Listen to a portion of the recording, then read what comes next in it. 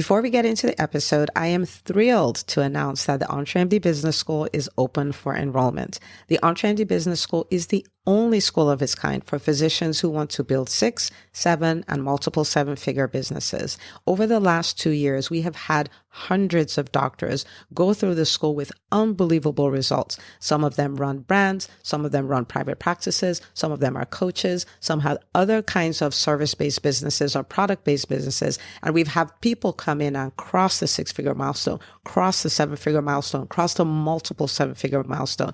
You will be in a place where you'll get the coaching, the community, the accountability that you need to thrive as an entrepreneur, especially in the times that we're in.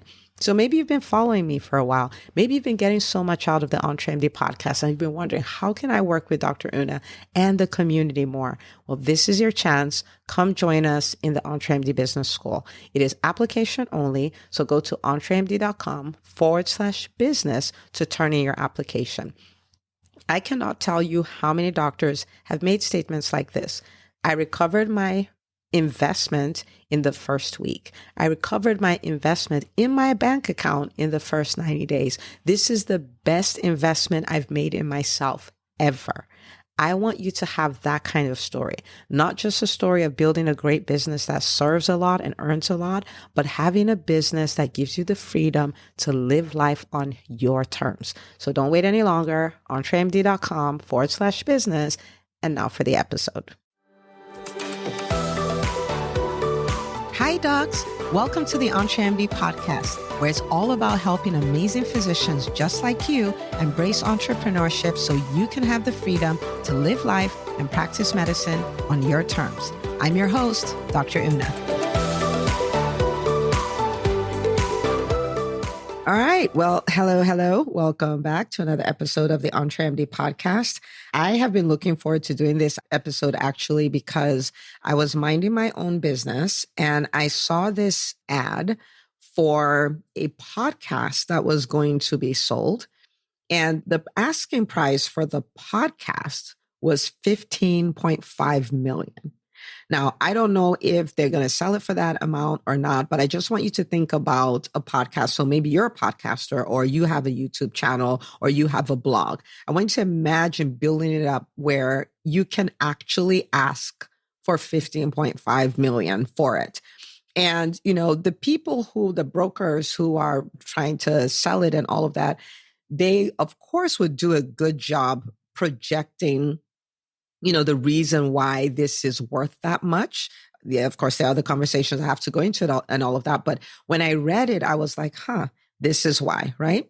And so this is really a discussion around or a conversation around how do I build business assets? Okay. So in the EntreMD Business School, I talk about this all the time where you want to build an asset. You want to build something that you can sell. Whether you choose to sell or not is a completely different thing. You don't have to sell, but you do want to set it up where you have that option, right?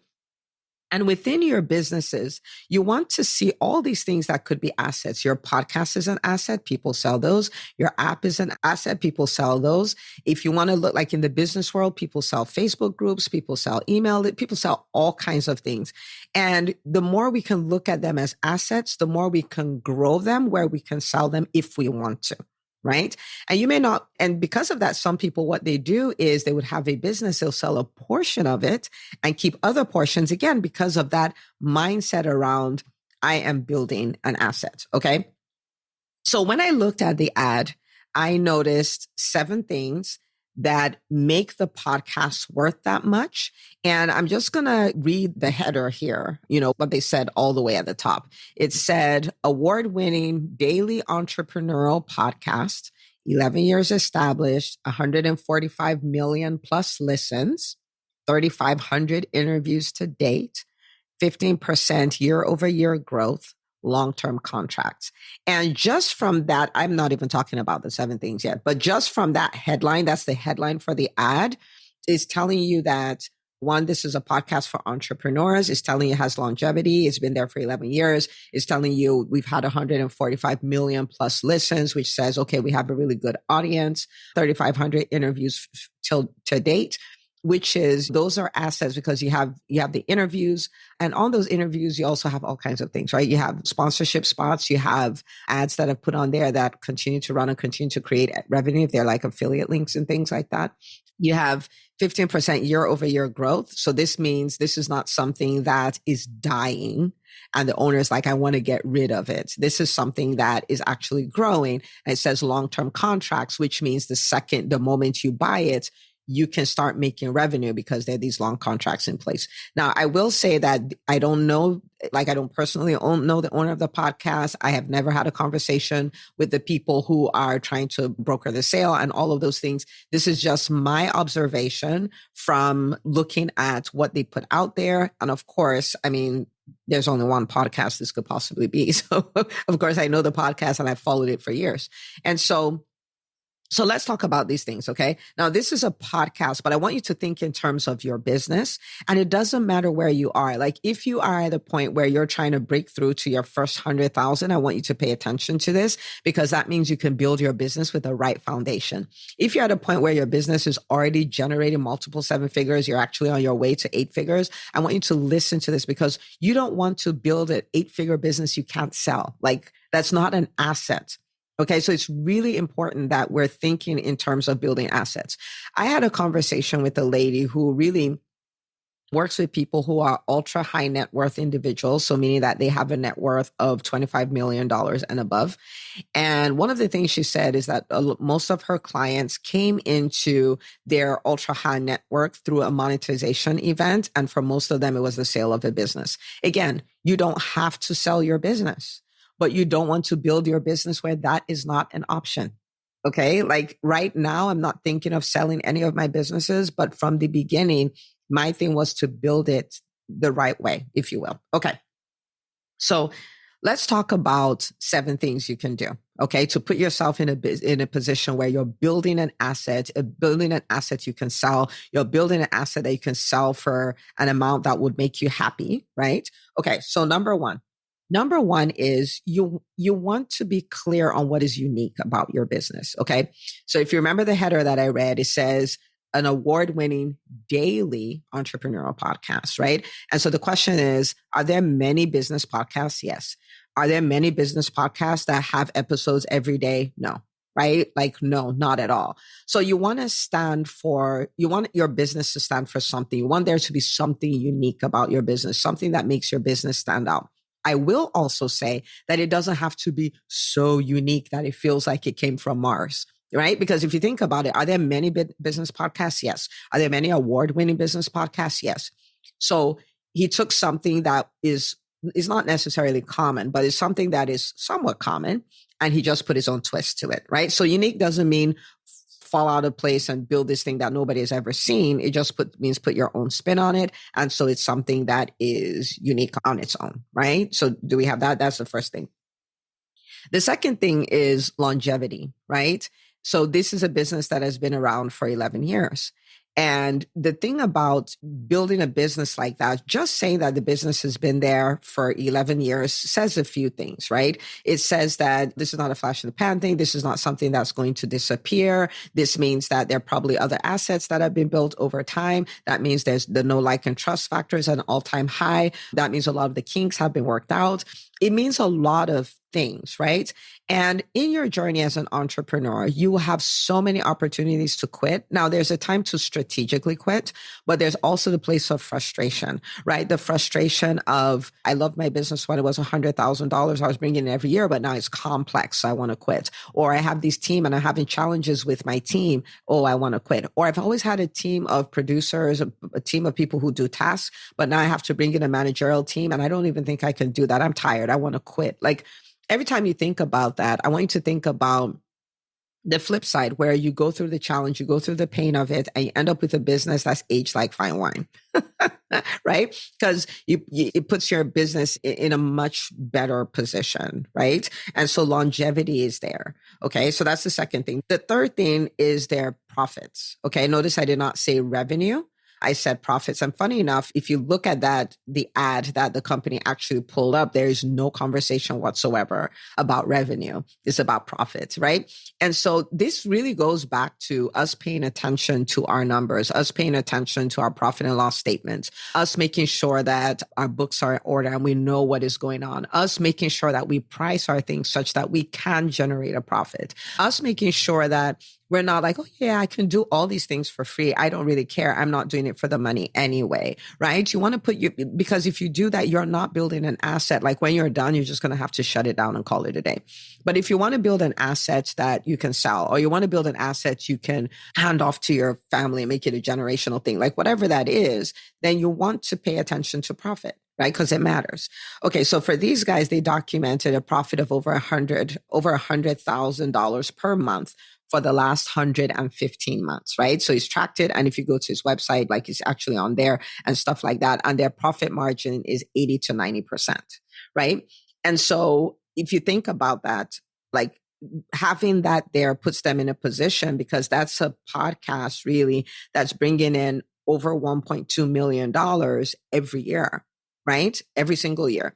And so with all the other things he has supporting it, does it make it worth the 15 million? Well, yeah, like we'll see who buys it and what they do, but it does, right? So that's the third thing.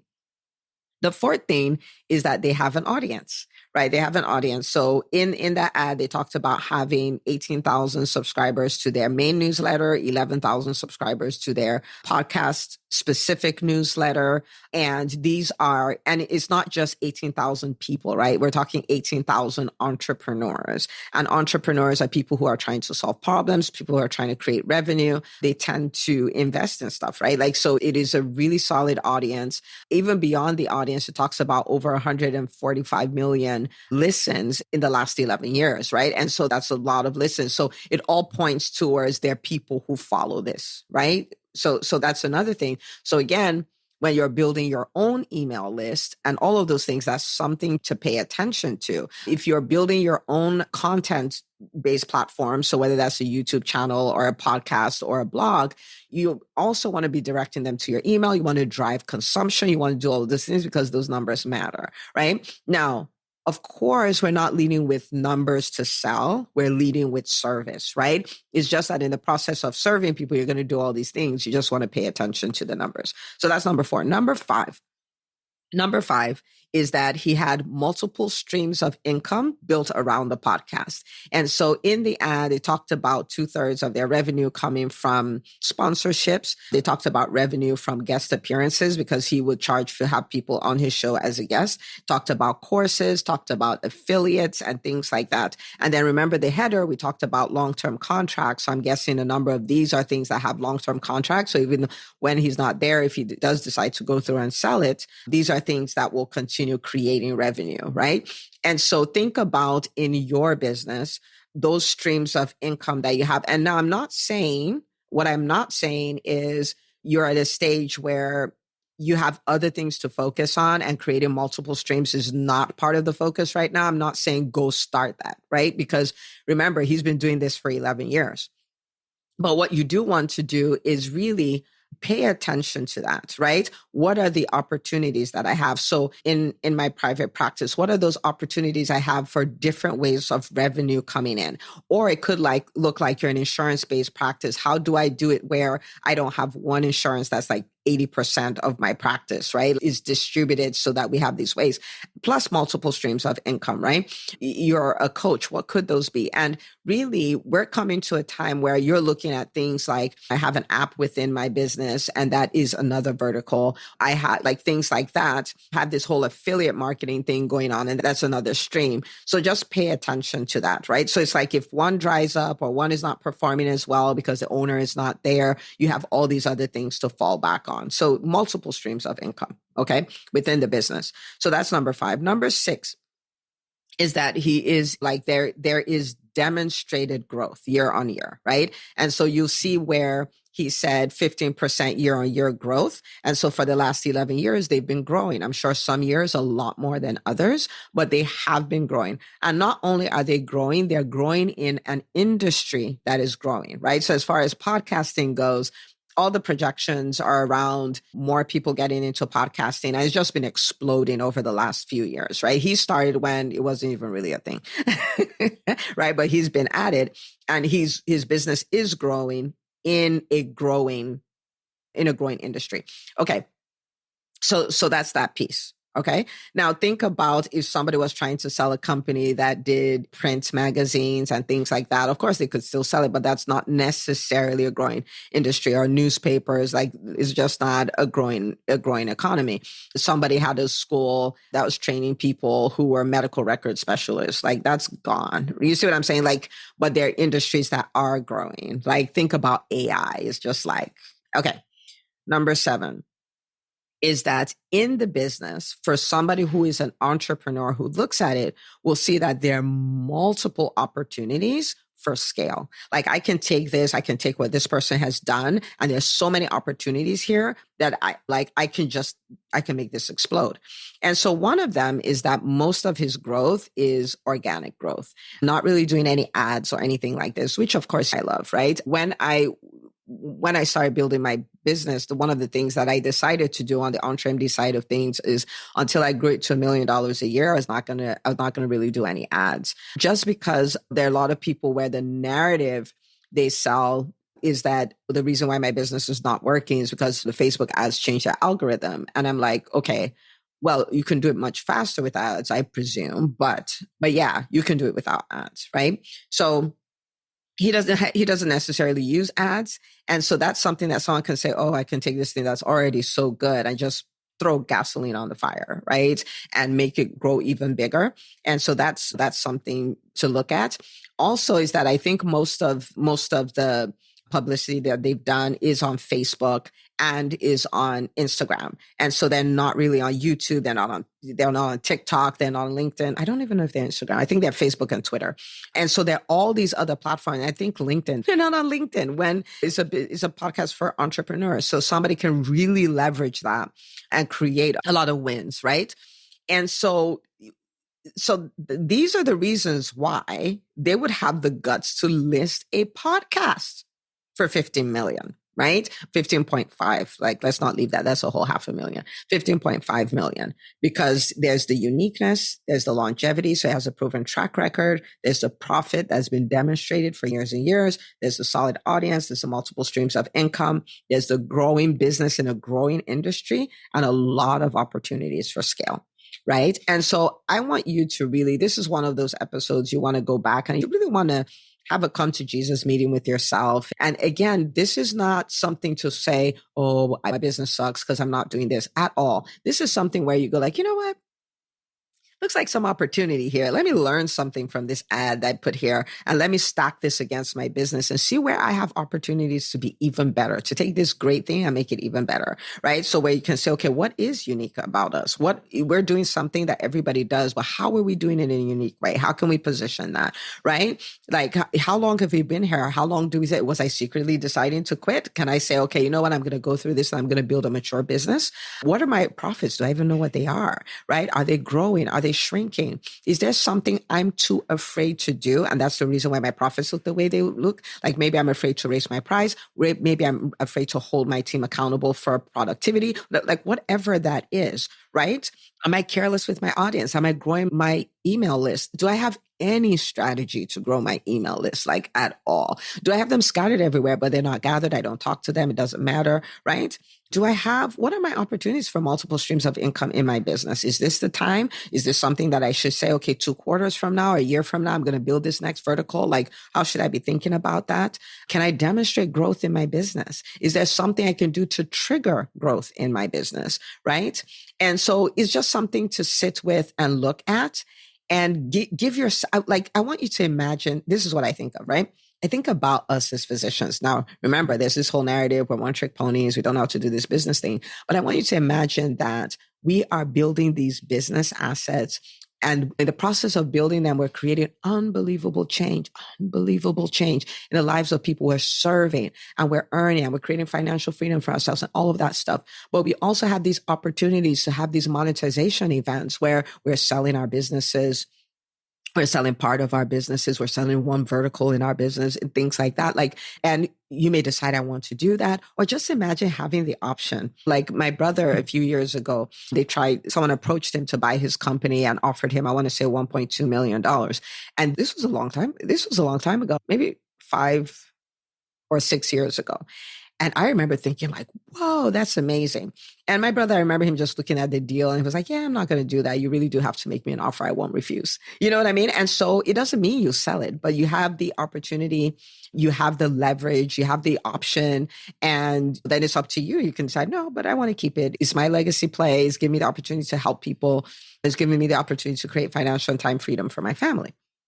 Imagine being in that position, and not just you. Imagine as physicians, so many of us being in that position. And it's mind boggling to think about it. So I really want you to take this to heart. I really want you to acknowledge I'm building a business asset. Like, don't build a job, build a business asset that you can use to create, so many things. Like, you can change the world and change your world with that. Okay. So I want you to commit to building a business asset. I want you to take this episode. I want you to share it with the doctors in your life, because again, this is a movement where we're deciding, oh no, like I tell the doctors in the business school, right? And I say this on the podcast a lot, that, hey, we are the ones who are building the most innovative, most impactful, most profitable businesses inside and outside of healthcare.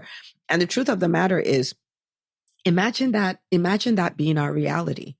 Imagine us being able to compete on any stage. Imagine us having the clinical, like we're clinical geniuses and business geniuses. Like, imagine marrying the two. We can be that. We can be that. But it all starts today. It all starts from the decision. Like, I'm going to do this like I mean this, and I'm going to build a business asset. Okay. It doesn't matter whether you're just starting. It doesn't matter if you're at multiple 7 figures. We want to build in such a way that this is an asset. It can work without us. We can sell it. We can create this great monetization event, and just like anybody else. Okay. All right. So go share this with another doctor in your life. Let's make a movement of this thing. And I will see you on the next episode of the EntreMD podcast. Hey, if you love listening to the EntreMD podcast, I want to invite you to join EntreMD On Demand. It is my signature subscription program that gives you access to a library of business courses designed to help you do one thing as a physician entrepreneur, and that is to thrive. Just head out to entremd.com/on demand, and I'd love to have you join us. See you on the inside.